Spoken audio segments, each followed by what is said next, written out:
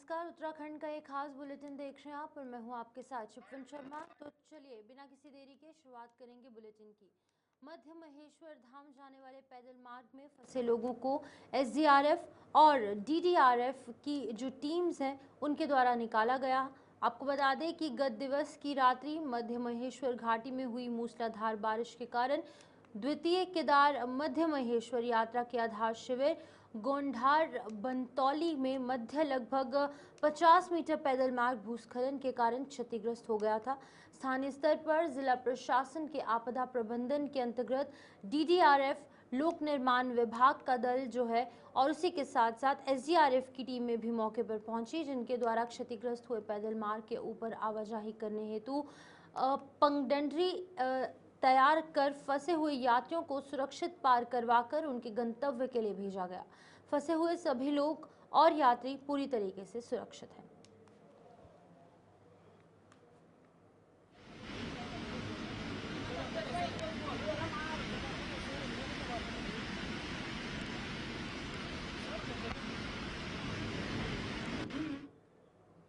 वहीं Gangotri national highway बारिश के कारण जगह जगह भूस्खलन के कारण यातायात के लिए बुरी तरीके से प्रभावित हुआ है। हाईवे जहां पर पिछले 13 दिनों से डबरानी से आगे यातायात के लिए ठप पड़ा है, वहीं पर नालू पानी के समीप रविवार सुबह भारी मात्रा में मलबा और पत्थर गिरने से हाईवे दिन भर आवाजाही के लिए ठप पड़ा है। देर शाम तक भी हाईवे आवाजाही के लिए नहीं खुल सका, जिसके चलते दिन भर मुसाफिर परेशान रहे। बारिश के कारण गंगोत्री राष्ट्रीय राजमार्ग पर अलग अलग जगहों पर भूस्खलन और भूधसाव का दौर जारी है। रविवार सुबह करीब 6 बजे गंगोत्री हाईवे नेताला, रतूड़ी, सेरा और साथ ही साथ नालूपानी आदि स्थानों पर यातायात के लिए घंटों बाधित रहा। वहीं ऋषिकेश कीर्तिनगर मार्ग मूल्य गांव के पास बड़े बड़े बोल्डरों के गिरने से बंद हुआ है।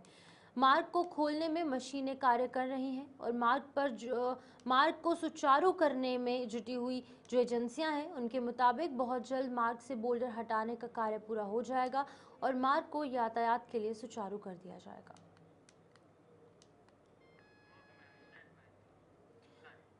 उत्तराखंड के मुख्यमंत्री पुष्कर सिंह धामी ने मुख्य सेवक सदन में स्वास्थ्य विभाग द्वारा आयोजित उत्तराखंड चिकित्सा स्वास्थ्य सशक्तिकरण अभियान में प्रतिभाग करते हुए 220 नवनियुक्त चिकित्सा अधिकारियों को नियुक्ति पत्र वितरित किए। इस दौरान मुख्यमंत्री ने नवनियुक्त चिकित्सकों को शुभकामनाएं देते हुए इस क्षण को उनके जीवन का महत्वपूर्ण पड़ाव बताया। उन्होंने कहा कि आप मात्र चिकित्सक नहीं बल्कि देवभूमि के आरोग्य प्रहरी भी हैं। इसीलिए आप सभी को प्रदेश की चिकित्सा को सस्ती, जनसुलभ और नई ऊंचाइयों पर ले जाने के लिए पूर्ण समर्पण और सेवा भाव से कार्य करना होगा। मुख्यमंत्री ने कहा कि प्रदेश के 11 लाख से अधिक जो पेशेंट्स हैं उनको 21 करोड़ से अधिक की कैलिश इलाज की सुविधा जो है वो प्राप्त होगी और श्रीनगर में कार्डियो और न्यूरोलॉजी तथा हल्द्वानी में कैंसर से संबंधित विशेष चिकित्सा सुविधा प्रदान की जा रही है। उन्होंने कहा कि आपात स्थिति में सुदूरवर्ती क्षेत्रों से हेली के माध्यम से भी स्वास्थ्य सेवाएं जीवनदायिनी का काम कर रही हैं। वहीं कल उत्तराखंड की ग्रीष्मकालीन राजधानी गैरसैंण में भराड़ीसैंण विधानसभा में मॉनसून सत्र होने जा रहा है। भराड़ीसैंण में पहली बार पेपरलेस विधानसभा सत्र होगा। इसके लिए विधानसभा सचिवालय ने तैयारियां पूरी कर ली हैं। राष्ट्रीय ई विधानसभा एप्लीकेशन ई नेवा के तहत किए गए डिजिटलाइजेशन कार्य से इस बार जो है वो सभा मंडप में काफी व्यवस्थाओं में बदलाव नजर आएगा। विधानसभा अध्यक्ष ऋतु खंडूरी भूषण समेत विधानसभा सचिवालय के अधिकारी भराड़ीसैंण पहुंच गए हैं और अध्यक्ष ने विधानसभा परिसर में व्यवस्थाओं का जायजा लिया। इसके बाद सभा मंडप का निरीक्षण कर डिजिटाइजेशन कार्य, साउंड सिस्टम और संचार सेवाओं को भी देखा गया। इस बार साउंड सिस्टम बेहतर होगा। ई नेवा के तहत सदन के अंदर पुनर्निर्माण कार्य भी किया गया है।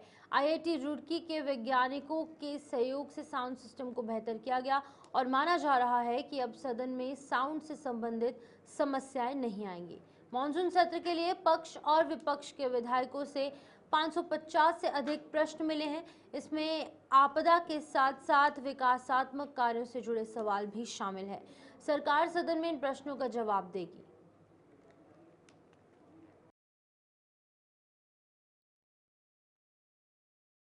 यहाँ तक की अगर बात करूँ, श्रीनगर तक की बात करूँ, तो कहीं कहीं पे ज़रूर सड़क खराब है, लेकिन मुस्तैदी से लोग खड़े हैं। हमारे पीडब्ल्यूडी के, हमारे सरकार के माध्यम से वहाँ पर जेसीबी लगी है, लेबर लगा हुआ है, और मुझे अभी यहाँ तक पहुँचने में कोई दिक्कत, कोई परेशानी नहीं हुई, और आगे भी मुझे लगता है सड़कें ठीक ही रहेंगी। और मौसम तो देखिए, हर उत्तराखंड के लिए, हर पहाड़ी के लिए चैलेंज ही होता है, और हम सब रोज़ उसको जूझते हैं, तो ये कोई नया चैलेंज तो हम पहाड़ियों के लिए है नहीं। तो इसलिए आराम से जा रहे हैं और इस मौसम को एंजॉय करते हुए जा रहे हैं। पूरी तैयारियां हैं, कोई समस्या नहीं है। नेवा हो चुके हैं गैरीसैंण, भराड़ीसैंण में भी हम, जैसे हम देहरादून में नेवा हो गए, जिसका मतलब अब हम डिजिटल हो गए हैं, टैब्स वहाँ पर लग गए हैं। वहाँ पर एक समस्या आती थी, वो साउंड की थी, एको बहुत करता था जब हम लोग कुछ बोलते थे और सुनाई कम देता था। तो इस बार आईआईटी रुड़की के साथ हम लोगों ने काम किया है और साउंड को इम्प्रूव करने का प्रयास किया। मुझे पूरा विश्वास है कि इस बार साउंड बेटर होगा। साथ ही साथ, जैसे मैं अभी यहाँ पे आप सभी के साथ बातचीत कर रही थी, कि हमारा international institute for policy research training and study, जो डॉक्टर प्रणब मुखर्जी ने हमको दिया था, वो दोबारा से रिवाइव हुआ है।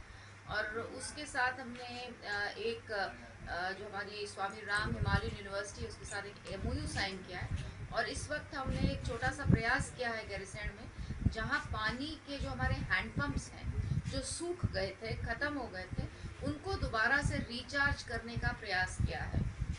तो इधर पूरा गैरीसैंण और उस तरफ चौखुटिया में करीबन हमें 20-25 ऐसे हैंडपम्प्स अभी लिए हैं, जिनको हम रिचार्ज कर रहे हैं, रिसर्च के माध्यम से कर रहे हैं। तो ऐसा तैयारी पूरी है और हम लोग बिल्कुल आश्वस्त है कि इससे पहले विधानसभा अध्यक्ष ऋतु खंडूरी भूषण सड़क मार्ग से भराड़ीसैंण गैरसैंण जाते हुए मार्ग में जीएमवीएन अतिथि गृह श्रीनगर में कार्यकर्ताओं से भेंट करने के लिए रुकी। इस अवसर पर उन्होंने कार्यकर्ताओं से संगठनात्मक गतिविधियों और क्षेत्र विकास से जुड़े विषयों पर संवाद किया। मीडिया प्रतिनिधियों द्वारा खराब रास्तों और हवाई मार्ग का उपयोग न करते हुए सड़क मार्ग से गैरसैंण आने के पीछे कारण को लेकर पूछे गए प्रश्न पर विधानसभा अध्यक्ष ने स्पष्ट कहा कि वो सदैव सड़क मार्ग से ही गैरसैंण आना पसंद करती हैं। उन्होंने कहा कि गैरसैंण जाने का उनका अनुभव हमेशा सड़क मार्ग से ही रहा है और ये मार्ग उन्हें जनता से सीधे जुड़े रहने का एक अवसर प्रदान करता है और यात्रा के दौरान रास्ते भर लोगों की भावनाओं, उनके विचारों तथा उनकी समस्याओं से रूबरू होने का अवसर मिलता है। जनता की नब्ज को समझना और उनके साथ जुड़े रहना उनके लिए सबसे महत्वपूर्ण है। माननीय अध्यक्ष जी ने आगे कहा है कि बरहाड़ी गैरसैंण में आयोजित होने वाला मानसून सत्र उत्तराखंड की असीमता का प्रतीक है और सड़क मार्ग से यात्रा कर वहां पर पहुंचना उन्हें जनता के और निकट होने का अनुभव करवाता है। कि मैं हर बार ही रोड मार्ग से ही गैरीसैंण पहुंचती हूँ, और मुझे ये मेरी जिम्मेवारी है कि मैं रोड मार्ग से जाऊँ, ताकि दिखता चले कि क्या स्थिति है। क्योंकि हमारे जो विधायकगण भी हैं, मंत्रीगण भी हैं, सभी रोड मार्ग से चलते हैं, और रोड मार्ग से चलने का अपना आनंद है। जैसे आप देख रहे हैं, मैं श्रीनगर में बैठी हूँ, कार्यकर्ताओं से गपशप हो रही है, बच्चों से इस कॉलेज की यूनिवर्सिटी। उत्तराखंड विधानसभा का मानसून सत्र 19 अगस्त से 22 अगस्त तक गैरसैंण में आयोजित किया जा रहा है, लेकिन सत्र से पहले विपक्ष लगातार सत्र की समय अवधि को बढ़ाने की मांग करता रहा है और अब वहीं पर कांग्रेस के वरिष्ठ नेता और पूर्व कैबिनेट मंत्री हरक सिंह रावत ने गैरसैंण में होने जा रहे सत्र को लेकर बयान देते हुए कहा कि जब मैं सच बोलता हूं तो बहुतों को दिक्कत हो जाती है। गैरसैंण में सत्र करवाना उत्तराखंड की जनता के साथ धोखा करना होता है। पक्ष और विपक्ष आपस में मिलकर 3 दिन में सत्र को निपटा देते हैं और हेलीकॉप्टर का इंतजार किया जाता है कि कब यहां से भागा जाए। मतलब कई बार जब मैं सच बोलता हूँ तो लोगों को तकलीफ होती है, ये मजाक होता है। देखिए, मैं जब खुद भी मंत्री था, चाहे भाजपा सरकार में मंत्री था, चाहे कांग्रेस सरकार में मंत्री था, ये धोखा होता है उत्तराखंड के लोगों के साथ। जब सत्र होता है तो 3 दिन में दोनों पक्ष विपक्ष मिल जाते हैं और फिर शोर शराबा करके और 2-3 दिन के अंदर निपटा देते हैं। सब लोग हेलीकॉप्टर का इंतजार करते हैं कि कब भागे हम लोग। तो ये जो अच्छा दूसरी चीज क्या है कि मंत्रियों के लिए तो व्यवस्था हो गई, विधायकों के लिए भी व्यवस्था हो गई, लेकिन जो स्टाफ होता है, ड्राइवर है कि स्टाफ है, उसके लिए कोई व्यवस्था नहीं होती है।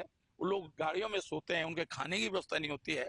और इसलिए मैं सोचता हूँ ये जो गैरसैंण के नाम उत्तराखंड प्रदेश कांग्रेस के वृहद प्रतिनिधिमंडल ने आज कांग्रेस प्रदेश अध्यक्ष करण महारा के नेतृत्व में राज्यपाल से मुलाकात की। इस दौरान करण महारा ने राज्यपाल को राज्य में हाल ही में संपन्न त्रिस्तरीय पंचायत चुनाव में हुई धांधलियों की जानकारी दी।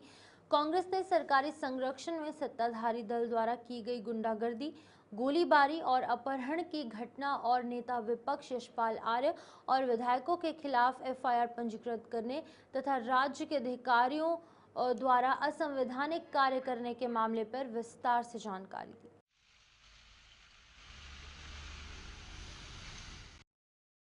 देखिए, कुल मिला के प्रदेश में इस समय दो महत्वपूर्ण और ज्वलंत मुद्दे हैं।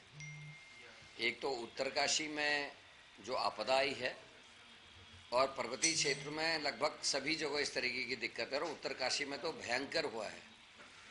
वहाँ चीफ सेक्रेटरी का ना जाना, होम सेक्रेटरी का ना जाना, आईजी गढ़वाल का ना जाना, गढ़वाल कमिश्नर का ना जाना, ये साबित करता कि कुछ ना कुछ गड़बड़ चल रहा है, कुछ ना कुछ ठीक नहीं है।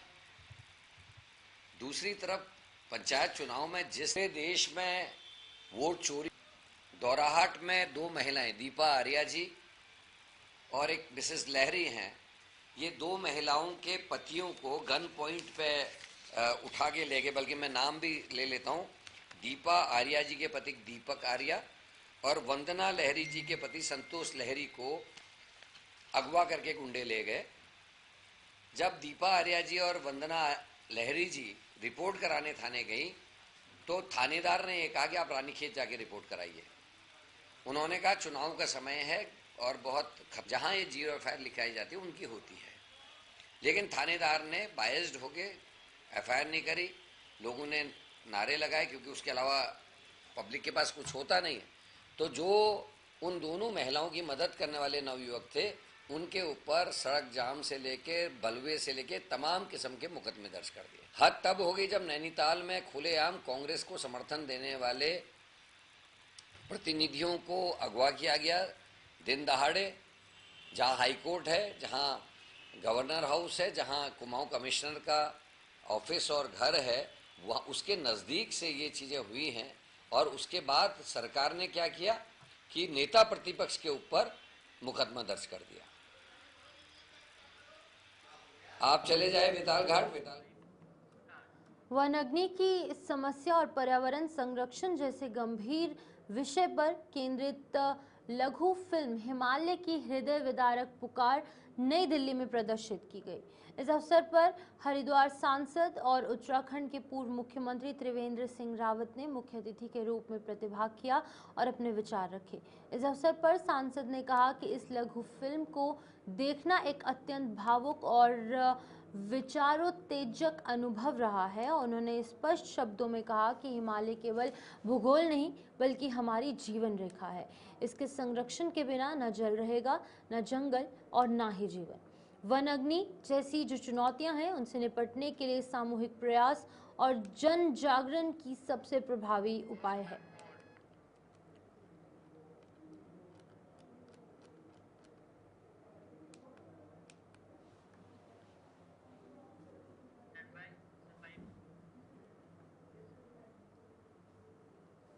रुड़की के झबरेड़ा विधानसभा के विधायक वीरेंद्र जाती लगातार अपने क्षेत्र में विकास कार्यों के अलावा विधानसभा में शिक्षा और स्वास्थ्य के लिए कार्य कर रहे हैं। इसी कड़ी में उन्होंने विधानसभा क्षेत्र के गांव गदर जुड़ाक से क्षेत्र की दूसरी लाइब्रेरी का भी उद्घाटन किया है और इससे पहले शेरपुर खेलमऊ में भी एक इसी तरह की लाइब्रेरी का उद्घाटन कर चुके हैं। ये दोनों लाइब्रेरी वातानुकूलित और इंटरनेट की सुविधा से सुसज्जित रहेंगी। आपको बता दें कि विधायक वीरेंद्र सिंह ने साफ तौर से बताया है कि इसके बाद भी वो पनियाला, चंदापुर और नन्हेड़ा अनंतपुर में खोलने की तैयारी कर रहे हैं और उन्होंने बताया कि इस तरह की लाइब्रेरी खुलने से क्षेत्र के छात्रों को निःशुल्क पढ़ाई की सुविधा मिलेगी। इनमें ऑनलाइन कैंप देखिए, ये जो लाइब्रेरी के उद्घाटन हो रहे हैं और लाइब्रेरीज की स्थापना हो रही है, मैं स्वयं इस पर गंभीरता से नज़र रखता हूँ और स्वयं गंभीरता के क्रम में मैंने देखा है कि बहुत ही लाभ बच्चों को इन लाइब्रेरीज़ का मिल रहा है। इनमें ऑनलाइन कैमरे भी लगे हैं। कैमरे जो शेरपुर खेलमू की लाइब्रेरी है, उसका एक्सेस मेरे मोबाइल फ़ोन में है, तो मैं समय समय पर चेक करता रहता हूँ। तो लाइब्रेरी का लाभ काफ़ी बच्चों को मिल रहा है। एक दिन मैं यहाँ रात में भी आया था लाइब्रेरी में, गदरजुड्डा में। आज हमने इसका विधिवत उद्घाटन किया है, लेकिन ट्रायल के तौर पर हमने बच्चों को कहा था कि आप इसमें अभी बैठिए और पढ़िए। तो मैं आया था, सीटें पूरी फुल थी और बच्चे अति उत्साह में थे, क्योंकि इसमें एक हम कंफर्टेबल जो माहौल है, भाई एसी लगे हुए हैं, भाई वाईफाई लगा हुआ है, कैमराज सुरक्षा के लिए हम लोगों ने लगवा रखे हैं। तो सारी मूलभूत सुविधाएं जो हैं इन लाइब्रेरी में है और एक अच्छा माहौल पढ़ाई के लिए हम लोगों ने इन लाइब्रेरीज में दिया है। हरिद्वार के कोतवाली गंगनहर क्षेत्र में पुलिस और बदमाशों के बीच में मुठभेड़ हो गई। पुलिस की मुठभेड़ सालियर से पनियाला गांव की तरफ जाने वाले रास्ते पर चेकिंग के दौरान हुई। पुलिस ने बाइक सवार युवक को रुकने का इशारा किया, जिस पर कि बाइक सवार ने पुलिस पर फायर झोंक दिया। जवाबी फायरिंग में बाइक सवार घायल हो गया और फिलहाल पुलिस ने घायल को अस्पताल में उपचार के लिए भर्ती कर दिया है। आज थाना गंगनहर में पनियाला कट के पास में एक वाहन चेकिंग के दौरान आज एक एनफील्ड मोटरसाइकिल में एक व्यक्ति को रोकने का प्रयास किया गया, तो उसके द्वारा पुलिस पर फायर करते हुए वहां से भागने का प्रयास किया। पुलिस के द्वारा तत्काल जवाबी फायरिंग में इसके पैर में गोली लगी, जिसे तत्काल संयुक्त चिकित्सालय रुड़की में लाया गया है। और इसके जो प्रारंभिक जांच इससे अभी तक हमें पता चला है, ये व्यक्ति, इसका नाम ओबेस पुत्र फुरकान है और यह थाना गंगनहर का हिस्ट्री शीटर भी रहा है और करीब 14 से ऊपर अभियोग इसके भिन्न भिन्न धाराओं में दर्ज हैं। अभी जो प्रारंभिक जानकारी हमें मिली है, अभी कुछ दिन पूर्व एक बच्चे के रेप के और पोक्सो एक्ट के तहत ये व्यक्ति वांछित भी चल रहा था। अभी डॉक्टर ने इसको खतरे से बाहर बताया है।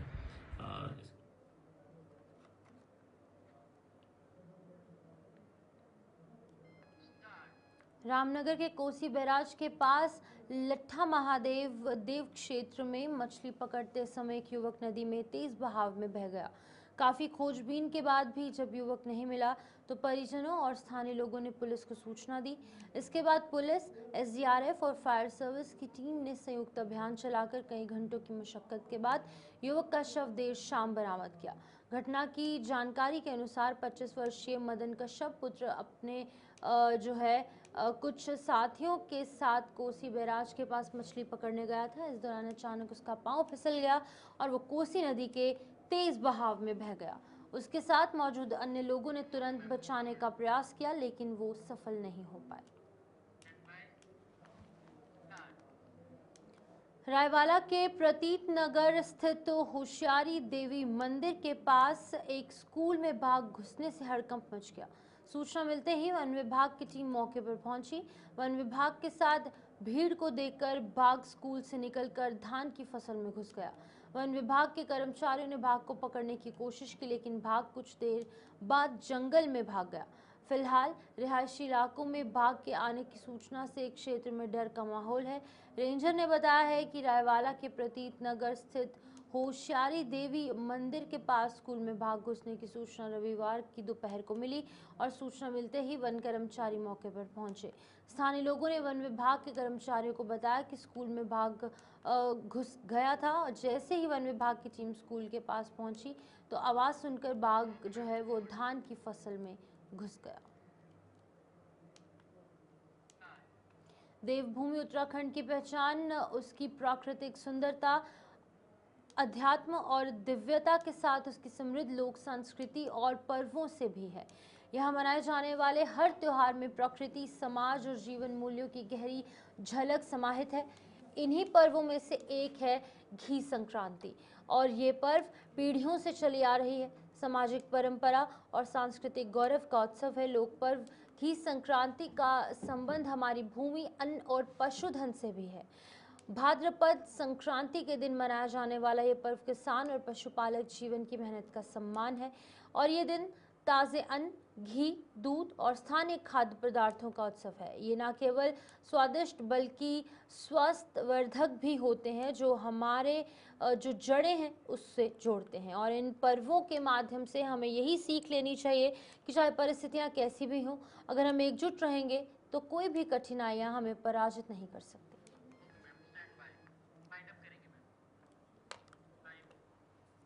तो चलिए फिलहाल खबर उत्तराखंड में इतना ही। दीजिए इजाजत। नमस्कार।